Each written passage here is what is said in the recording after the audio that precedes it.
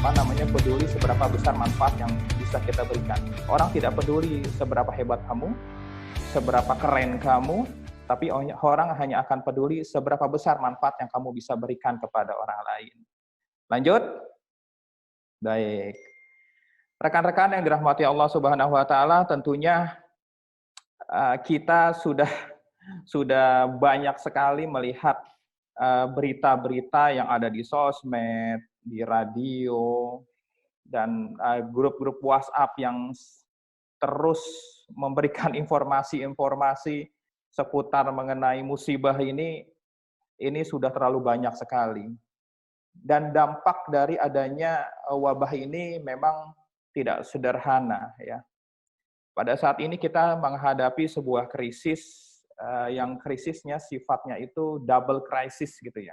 Yang pertama krisis ekonomi, lalu yang kedua juga krisis kesehatan. Lalu yang paling terasa bagi kita, para pelaku bisnis, para UKM, lalu para pemimpin-pemimpin perusahaan itu apa aja sih? Yang paling terasa yang pertama ya anjloknya ya. Perekonomian kita ini luar biasa anjlok sekali ekonomi kita. Daya beli masyarakat kita itu sangat menyedihkan.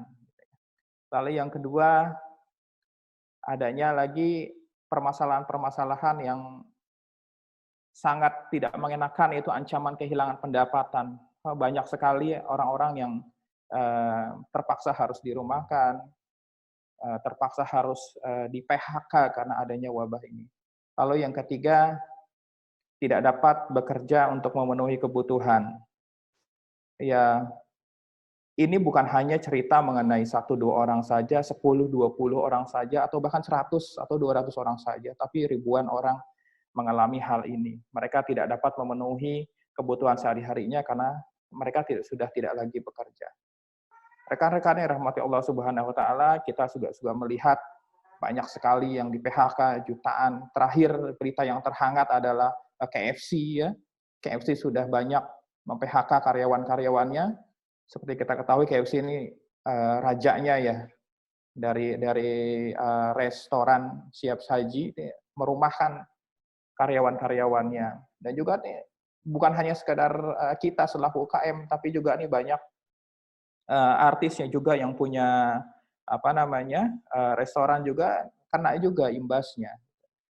Nah, rekan-rekan yang dirahmati Allah Subhanahu wa taala, kalau diibaratkan analoginya, kita ini perusahaan yang kita sedang jalani ini, sedang kita kelola ini, itu kita ibaratkan itu seperti sebuah kapal pesiar bisa jadi gitu ya. Karena di dalamnya begitu banyak fasilitas, begitu banyak manfaat yang sudah kita berikan, mengelola orang segitu banyaknya yang ada di dalam kapal ini. Lalu kita leader ini, para pemimpin-pemimpin perusahaan ini kita ibaratkan itu seperti nahkoda kapalnya, ya.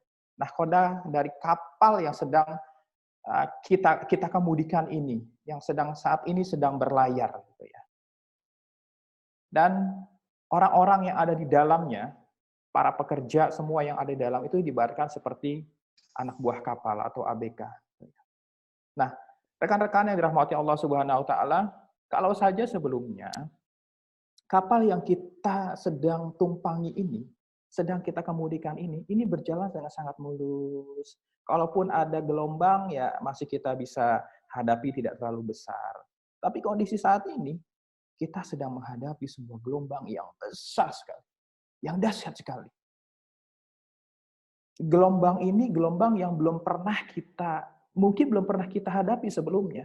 Kalau sebelum-sebelumnya, kita menghadapi sebuah krisis itu hanya krisis ekonomi saja. Tapi pada hari ini, kita tidak hanya menghadapi sebuah krisis ekonomi, tapi sebuah pandemi. Sebuah bahaya yang sedang kita hadapi mengancam jiwa-jiwa kita.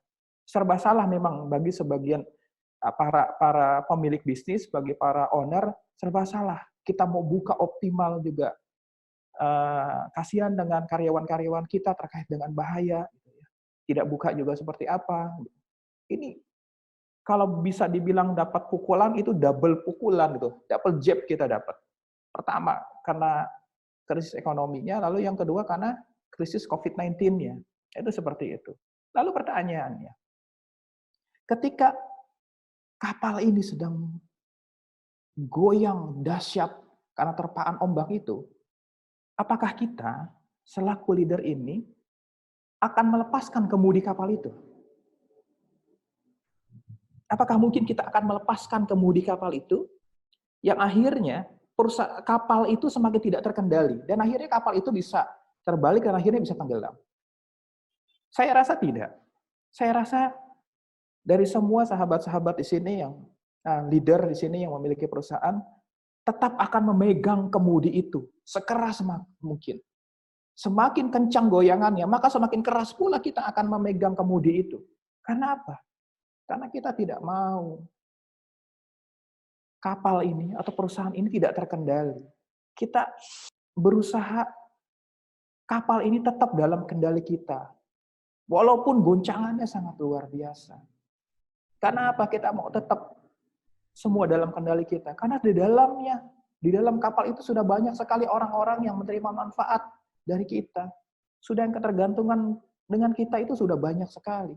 Bayangkan, ketika kita lepas dan akhirnya kapal ini terbalik dan akhirnya karam, maka bukan hanya kita selaku pimpinan perusahaan yang akan rugi, yang akan mati tenggelam. Tapi orang-orang, semua karyawan kita, orang-orang yang semua sudah menerima manfaat dari kita pun akan kena imbasnya. Mereka pun akan ikut tenggelam juga. Itulah, mudah-mudahan Allah Subhanahu wa Ta'ala memberikan kita kekuatan semuanya, keistiqomahan, kemudahan, rizki bagi kita, bagi keluarga-keluarga kita, dan juga bagi semua karyawan-karyawan kita, juga tim-tim kita. Rekan-rekan yang dirahmati Allah Subhanahu wa Ta'ala, menurut guru saya, Pak Jamil Az-Zaini, beliau mengatakan bahwa leader di masa krisis ini ada 3 peran utamanya. Ya. Yang pertama itu adalah mengangkat moral tim, yang kedua itu menjaga produktivitas tim, dan yang ketiga adalah menjaga kelangsungan bisnis. Inilah 3 peran utama kita selaku leader, selaku pimpinan perusahaan, dalam upaya terus memegang kemudi kapal, memegang kemudi dari perusahaan kita. Apa tadi yang pertama? Mengangkat moral tim, yang kedua menjaga produktivitas tim, dan yang 3 menjaga kelangsungan bisnis. Rekan-rekan yang dirahmati Allah Subhanahu wa Ta'ala, ketiga dari 3 peran utama leader tadi, kita akan rangkum menjadi sebuah langkah-langkah, menjadi 4 langkah tepatnya, ya. Menjadi 4 langkah simple yang akan kita lakukan bagaimana mengelola tim kita, bagaimana mengelola bisnis kita di dalam masa pandemi. 4 langkahnya apa saja? 4 langkahnya itu kita beri namanya FIFA. Ya. FIFA ini, kalau menurut istilah itu artinya hidup bisa juga. Tentunya kita ingin kehidupan yang bermanfaat, kehidupan yang panjang, perusahaan kita bisa terus memberikan kehidupan kepada kita dan juga memberikan kehidupan kepada orang-orang yang di sekeliling kita. Kita ingin panjang terus hidupnya. Nah, itulah sejatinya dari FIFA itu. Dari segi istilah pun, FIFA ini mengandung arti dari setiap huruf-hurufnya. Ada 4 huruf di situ. Yang pertama adalah V, yang kedua adalah I, yang ketiga V lagi, yang keempat adalah A.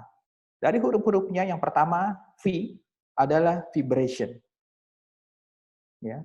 V yang pertama adalah vibration. Huruf yang kedua, identification. Huruf yang ketiga, V lagi, itu visualization. Dan huruf yang terakhir, A, adalah action. Nah, rekan-rekan semuanya, kita di sini akan belajar satu persatu mengenai langkah-langkah ini, 4 langkah ini. Jadi saya sarankan rekan-rekan semuanya menyiapkan alat tulis, nanti karena ada tugas-tugas nanti. Ada tugas-tugas kecil yang harus dikerjakan. Saya harapannya, walaupun kita dalam waktu yang sangat singkat ini, setelah selesai mengikuti webinar ini, ada bekal. Ada bekal yang rekan-rekan bisa siap untuk terapkan di dalam bisnisnya, di dalam mengelola tim bisnisnya, di bisnisnya masing-masing, atau di perusahaan masing-masing, di timnya masing-masing, gitu ya. Jadi silahkan disiapkan kertas-kertasnya, nanti kita akan latihan sedikit, ya. Oke, kita lanjut ya. Pembahasan yang pertama, ya, yaitu mengenai vibration. Apa itu vibration? Vibration ini sebenarnya sebuah getaran, ya. Getaran apa? Pertanyaannya gitu, getaran, iya getaran. Getaran apa? Kita selaku pimpinan itu, selaku owner, selaku CEO mungkin, harus bisa memberikan sebuah getaran energi positif kepada tim kita. Yang mana getaran itu akan mereka terima, dan akhirnya bisa menggerakkan mereka, menggerakkan pola pikir mereka untuk terus berpikir positif dan juga berpikir optimis. Nah, inilah yang sebenarnya sedang kita tularkan kepada mereka. Kita getarkan hati-hati mereka. Kita getarkan semangat-semangat mereka. Inilah sejatinya fungsi kita sebagai pimpinan. Ya. Karena tadi, kalau kita merujuk 3 peran utama dari seorang leader, menurut pakar leadership, Bapak Zamil Azzaini dari Kubik Leadership, yang pertama adalah mengangkat moral tim. Ya. Nah, kondisinya saat ini, bisa jadi tim kita, atau bahkan kita sendiri, sedang moralnya saat ini sedang down. Sedang sangat down. Tim kita sedang sangat down. Semua merasa cemas. Kapan giliran saya dipanggil untuk dirumahkan? Kapan giliran saya untuk dipecat? Semua sedang down. Nah, kita selaku pimpinan itu, kita harus mampu memberikan getaran energi positif. Getaran optimisme kepada semua anggota-anggota tim kita.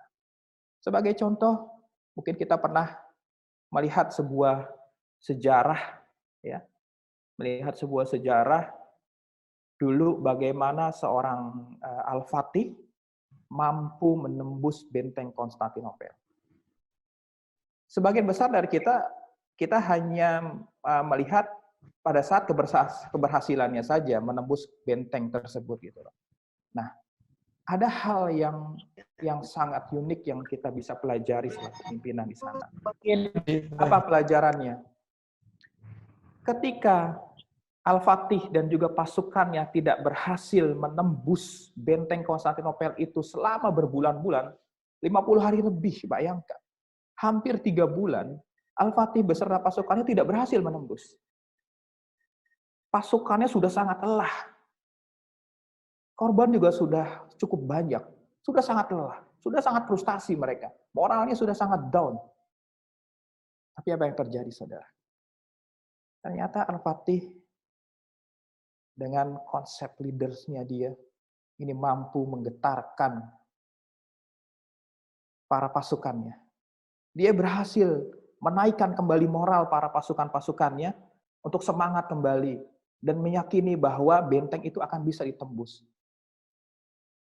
Nah, caranya akhirnya jadi sangat unik pada waktu itu. Cara yang tidak pernah terpikirkan oleh banyak orang pada waktu itu. Nah, sampai sekarang pun kita tidak bisa pikirkan gimana caranya.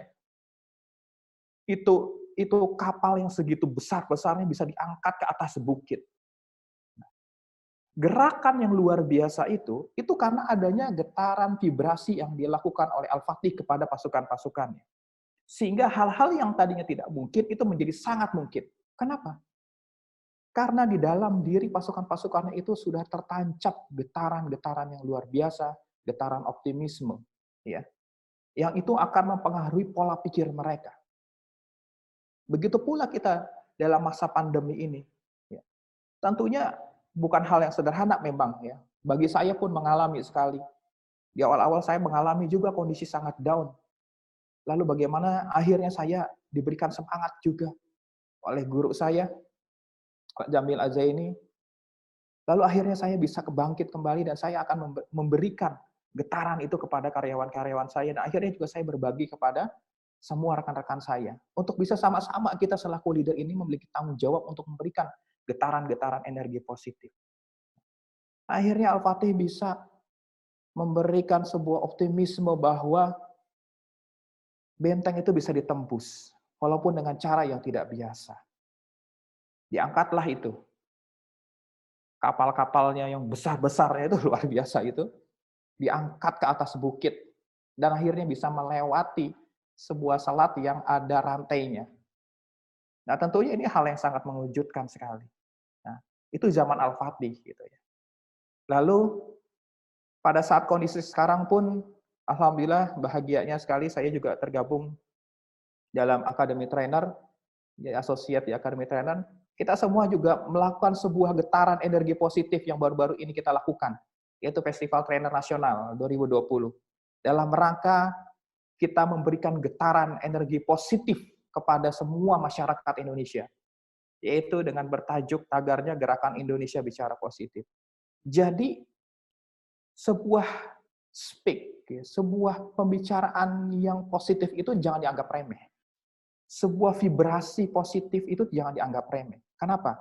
Karena ketika orang berpikir positif dan berpikir optimis, maka ini akan menaikkan imunitas kita. Imunitas ini yang akan melawan virus corona. Imunitas ini akan melawan COVID. Gitu. Imunitas ini juga yang akan bisa menggerakkan kita untuk terus bisa bergerak di tengah pandemi ini. Karena kita sehat. Kalau kita sehat, kita bergerak ini juga enak. Semangat kita bergerak, energinya tuh luar biasa. Nah, jadi jangan dianggap remeh. Sebuah kata-kata positif itu jangan dianggap remeh. Ya, kata-kata positif itu sangat mungkin dan sangat bisa untuk menggerakkan sesuatu yang luar biasa. Hal yang tadinya tidak mungkin akan sangat mungkin. Sangat mungkin ketika kita bisa menancapkan sebuah getaran-getaran energi positif kepada orang lain. Dalam hal ini, kepada anggota-anggota tim kita di dalam bisnis-bisnis kita. Nah, rekan-rekan yang dirahmati Allah Subhanahu wa Ta'ala, kalau saja sekarang kondisinya di hadapan dari rekan-rekan semua ini adalah anggota tim kita. Bayangkan, silakan dibayangkan bahwa saat ini kita sedang berada di tengah-tengah tim kita. Yang saat ini kondisi sedang down, sedang lemah, sedang jatuh moralnya. Kira-kira apa kata-kata, apa vibrasi, apa gerakan, getaran positif yang akan Anda sampaikan kepada mereka? Silahkan dibayangkan apa yang akan Anda katakan kepada mereka. Padahal mereka saat ini sedang down sekali. Bapak, Ibu semuanya, rekan-rekan semuanya, sekarang di hadapannya mungkin sudah ada kertas. Bisa tolong dituliskan. Dituliskan apa kata-kata yang akan Anda sampaikan kepada mereka, kepada tim Anda, yang saat ini sedang down, sedang lemah, sedang jatuh moralnya. Silahkan dituliskan. Kita akan kasih waktu selama 2 menit cukup ya. Nanti silahkan tuliskan saja dulu intinya. Nanti mungkin setelah webinar ini bisa dilengkapi kata-katanya yang powerful, yang bisa menggetarkan mereka. Ya, silahkan. 2 menit waktunya.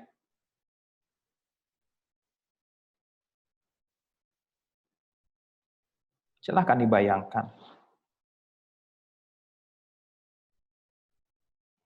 bahwa hari ini tim Anda sedang menanti kata-kata positif dari Anda. Kata-kata yang bisa menumbuhkan semangat mereka.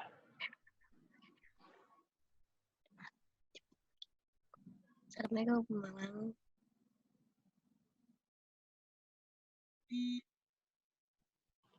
Yang sudah bisa juga dimasukkan ke chat. Kata-katanya langsung diketik juga boleh di media chattingnya, biar nanti kita bisa lihat kata-kata apa yang akan kita sampaikan kepada tim kita.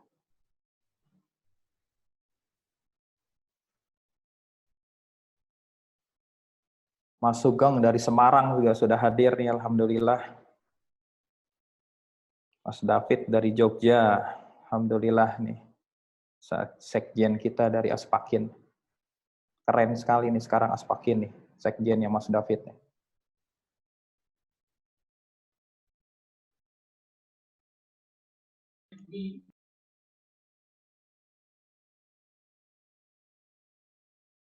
Silakan. Nah, dari Pak Bagus. Kita akan berselancar dalam gelombang. Mantap, luar biasa. Nah, Pak Kresna, Eka Raharja, jangan khawatir rekan-rekan sekalian. Bersama kesulitan ada kemudahan. Masya Allah. Luar biasa. Ini sampai merinding saya bacanya. Baru 2 gini udah merinding saya. Karena mereka butuh. Tim kita butuh.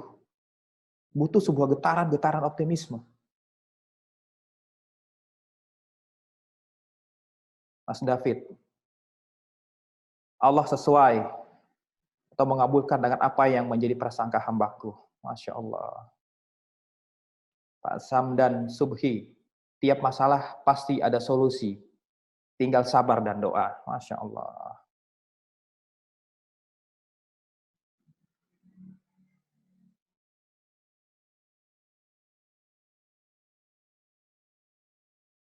Luar biasa. Ini kata-katanya membuat saya merinding ini. Luar biasa.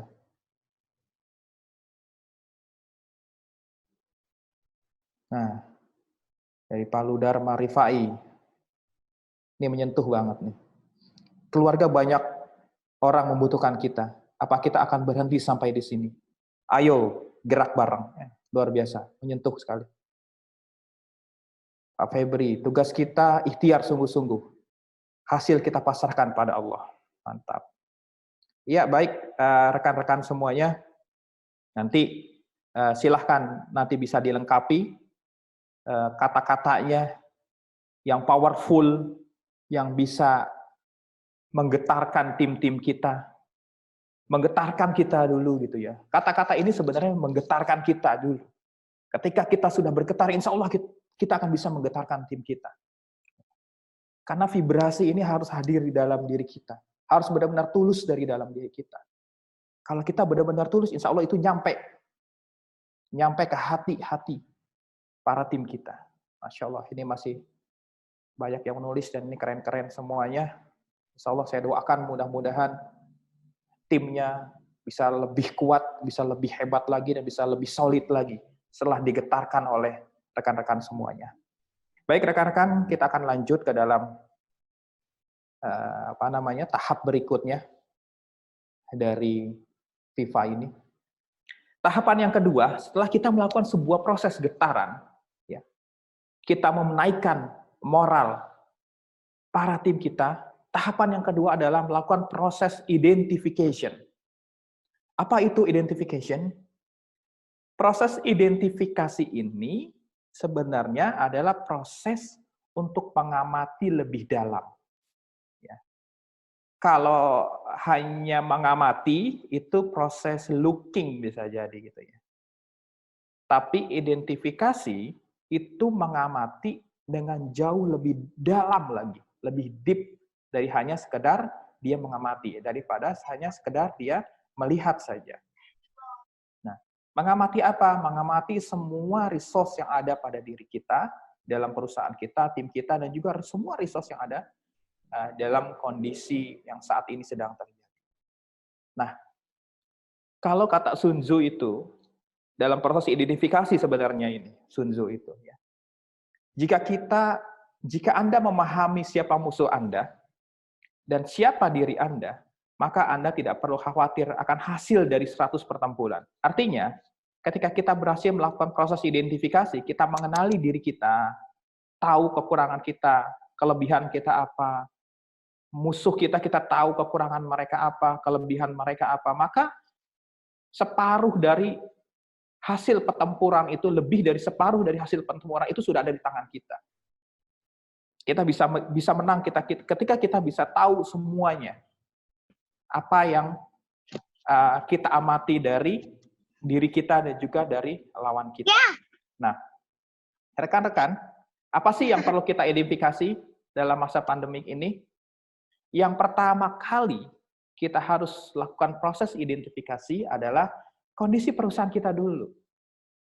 Kondisi kapal kita dulu, itu harus kita benar-benar amati, kita benar-benar coba selami lebih dalam bagaimana kondisinya. Ada yang bocor atau enggak, ya. Lalu SDM kita, anak buah kapal kita ada yang sakit enggak, ada yang kecebur enggak, karena kan tadi kan badai ceritanya ya. Kapalnya tuh goyangnya tuh luar biasa, ada yang kecebur enggak gitu kan. Nah, kalau dalam perusahaan kita harus melakukan proses identifikasi terkait yang pertama aspek keuangan kita. Aspek keuangan kita nih gimana di perusahaan kita, ya. Cash kita nih ada berapa? Mampu bertahan berapa lama dengan kondisi yang seperti ini, ya. Lalu SDM kita gimana? Kondisi karyawan-karyawan kita gimana? Loyalitasnya, soliditasnya, itu kita perlu nilai. Keahlian mereka kita perlu nilai. Lalu teknologi yang sedang kita adopsi ini gimana? Apakah kita perusahaan yang memang IT minded gitu ya, yang memang sudah menggunakan teknologi yang cukup bagus, akhirnya kita bisa mudah sekali beradaptasi dengan kondisi saat ini, ya? Ataukah kita masih belum dengan adaptasi dengan teknologi. Lalu yang ketiga kondisi pasar kita tuh gimana gitu ya. Kondisi penjualan kita tuh gimana gitu. Ini yang kita perlu coba lihat. Produk kita tuh gimana, masih bisa diterima atau enggak oleh konsumen kita. Nah, bagaimana cara melakukan identifikasinya? Nah, teman-teman, semuanya bisa melakukan scoring dari 4 aspek ini. Ini minimal 4 aspek ya. Kalau teman-teman mau tambahkan, ini silahkan. Barangkali ada yang tidak tercantum dalam aspek ini, silahkan ditambahkan saja. Sesuaikan dengan kondisi perusahaan kita masing-masing. Nah, setelah itu kita lakukan scoring. Aspek keuangan perusahaan kita, kalau dari angka 1 sampai 10, keuangan kita itu berada di angka berapa? Oh ternyata, wah keuangan perusahaan saya ada di angka 8. Insya Allah minimal ya 8 bulan itu dengan kondisi kayak gini, saya masih bisa gaji karyawan full tanpa order. Wah, luar biasa. Atau kondisi keuangan perusahaan saya ada di angka 10. Setahun kondisi seperti ini, insya Allah masih bisa memberikan gaji full kepada karyawan. Oh, luar biasa, subhanallah kalau memang kondisinya seperti itu. Atau sebaliknya, ternyata kondisi perusahaan kita keuangannya hanya berada di angka 4 atau 5 misalnya. Kita hanya bisa bertahan mungkin ya 2 bulan dengan kondisi ini. Atau ada juga yang di angka 1. Saya hanya bisa bertahan 1 bulan ini. Kalau kondisinya tidak membaik, maka saya akan berantakan perusahaan saya. Nah, silakan di-scoring. Begitu pula SDM-nya di-score, kondisi SDM kita gimana? Soliditasnya, loyalitasnya, keahliannya mereka itu gimana? Di-scoring 1 sampai 10. Lalu penerapan teknologi di perusahaan kita gimana? Di-scoring 1 sampai 10. Dan juga kondisi market kita, penjualan produk kita, apakah masih relevan dengan kondisi pasar saat ini? Silahkan di-scoring 1 sampai 10. Nah, silahkan sekali lagi rekan-rekan bisa catat di kertasnya ya mengenai kondisi perusahaan masing-masing. Boleh juga nanti sharing di chat kita, gitu ya. Oke, dipersilahkan.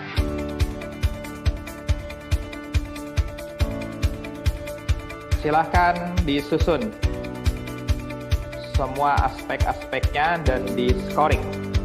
Sama waktunya 2 menit juga. Kalau ada yang mau sharing di chat, silahkan.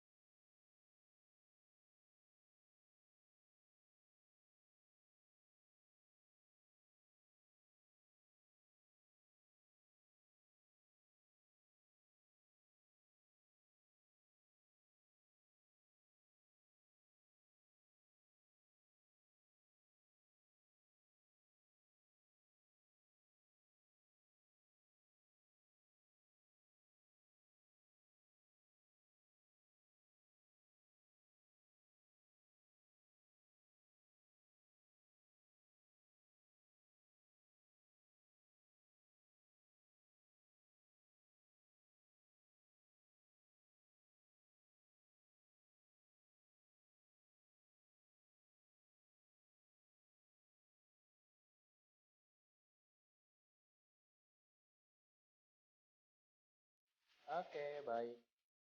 Nggak apa-apa kalau misalnya banyak yang bersifat rahasia dari perusahaannya, tidak dituliskan di chat, nggak apa-apa. Tapi yang pasti, teman-teman sudah bisa tahu bagaimana melakukan proses identifikasi dari, perusahaan kita, gitu ya. Dari perusahaan kita yang saat ini sedang kita jalani, bagaimana kondisinya, tinggal nanti di-scoring aja, jadi kita bisa tahu, ya, ini kondisinya mengkhawatirkan atau enggak nih? Atau kira-kira dengan kondisi seperti ini kita bisa, cepat beradaptasi atau tidak nih dengan, kondisi pandemi ini. Baik kawan-kawan semuanya, rekan-rekan yang dirahmati Allah Subhanahu wa taala, kita akan, masuk ke dalam, tahapan identifikasi yang kedua. Apa itu tahapan identifikasi yang kedua? Tahapan identifikasi yang kedua adalah proses identifikasi seputar bagaimana kita melakukan sebuah bentar.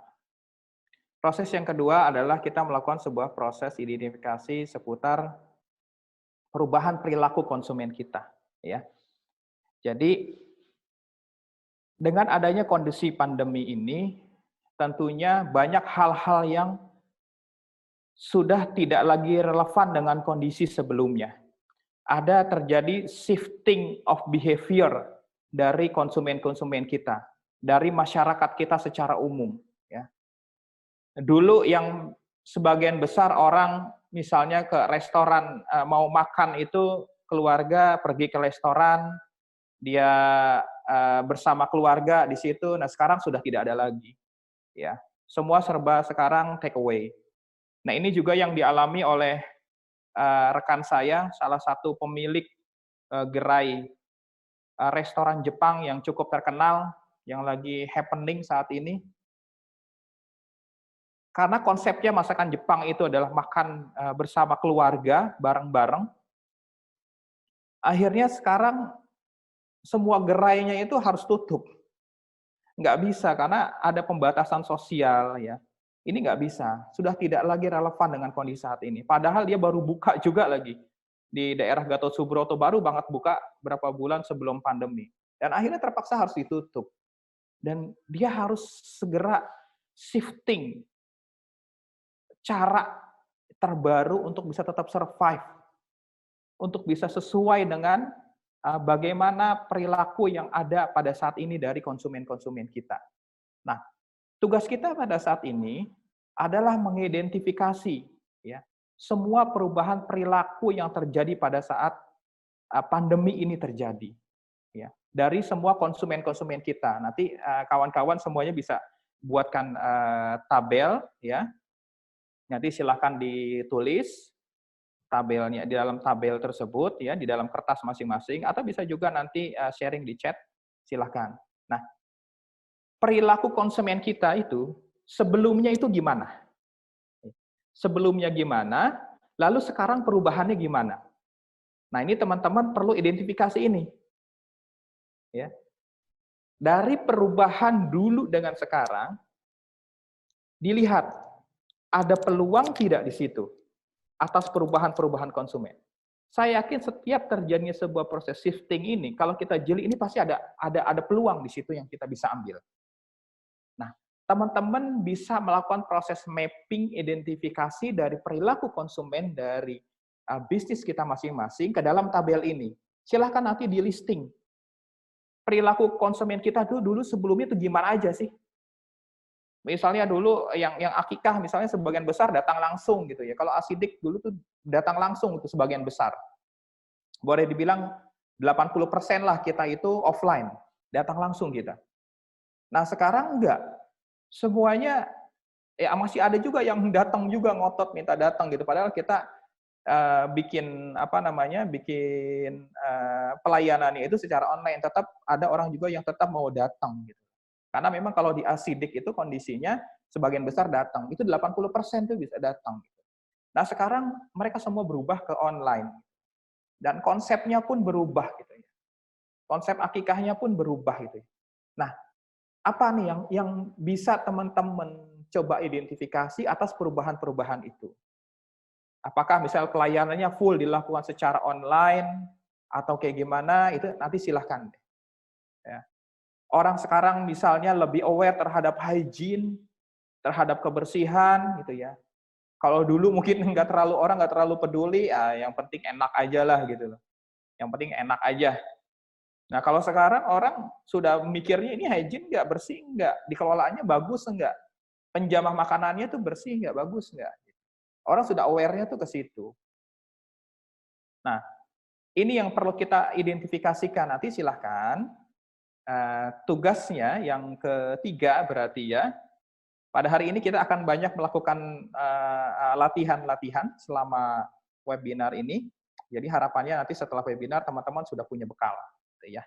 Silahkan nanti rekan-rekan semuanya isi di dalam tabel tersebut apa perubahan-perubahannya dari konsumen kita, lalu apa peluang yang bisa kita raih, yang bisa kita create dari terjadinya sebuah proses perubahan itu. Oke, bisa dipahami? Ya, silahkan ditulis tabelnya, lalu disusun identifikasi perubahan perilaku konsumen.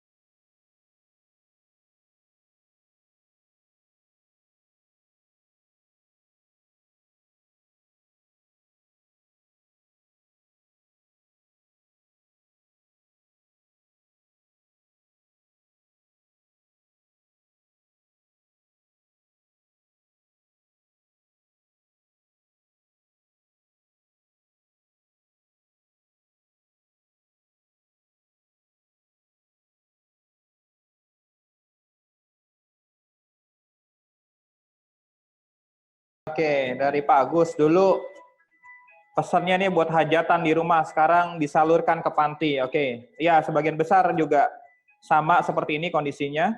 Ya sidik juga yang kalau untuk yang akikah juga seperti itu. Kalau ada di bisnis saya yang lain itu di fashion itu tetap sih kalau kita memang basisnya online karena memang sejak dulu online ya sekarang nggak terlalu banyak perubahannya online juga. Apa beri kreativitas produk untuk paket keluarga selain akikah dengan GoFood dan lain-lain. Ya, sip, keren. Promo free kurma untuk setiap pesanan box akikah. Iya, bisa seperti itu.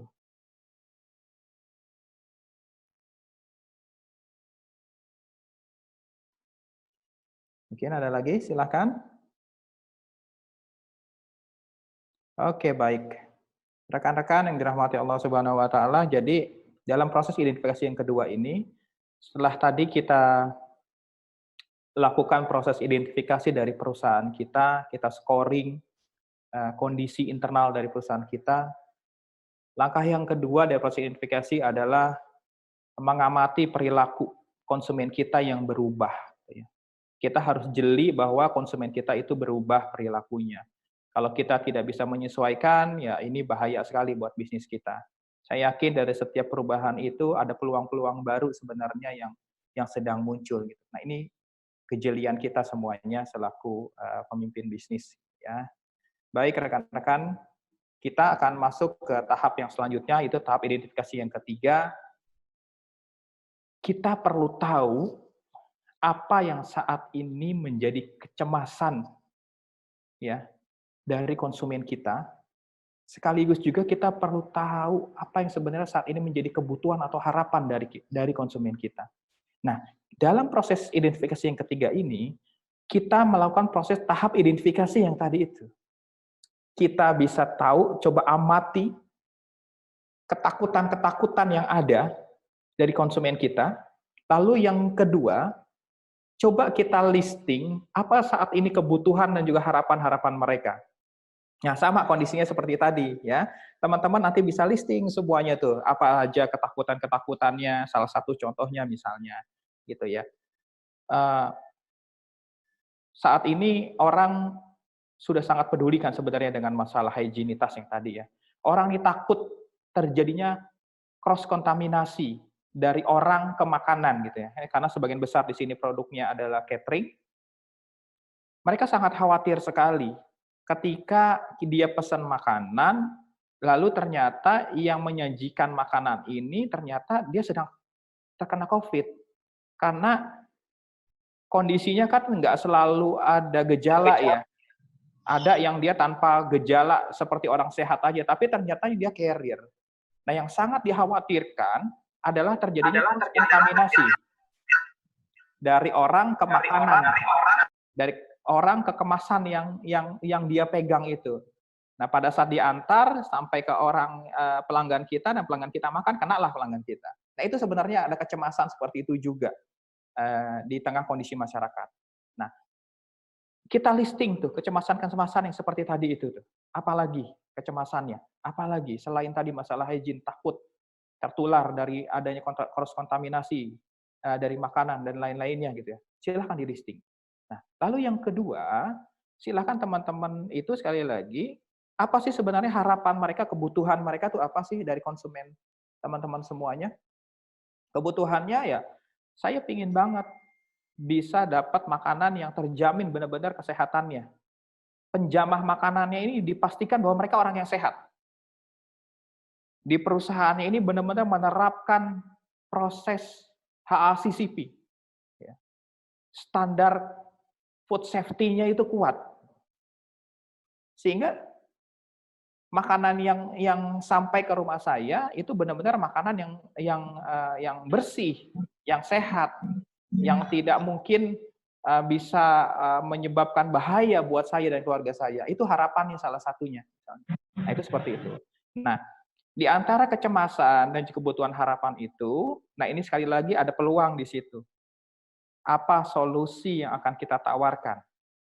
Kalau tadi ada orang yang cemas, apa solusinya supaya orang nggak cemas? Apa yang mau kita tawarkan?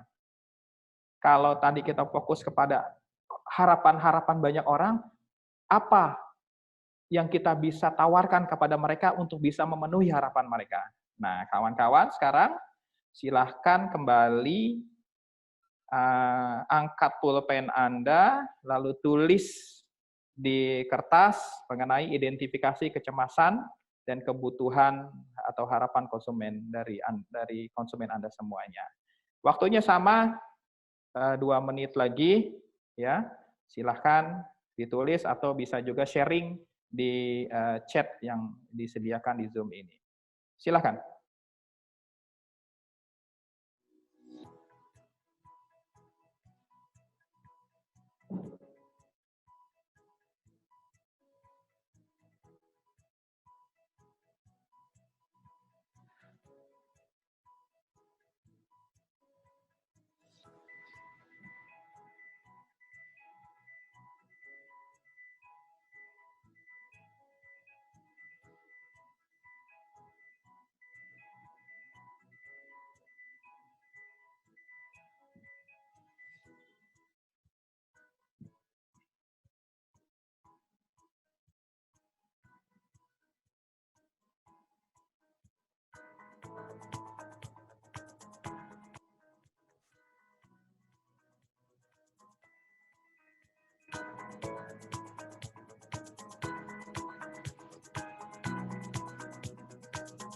Silakan yang mau sharing di chat.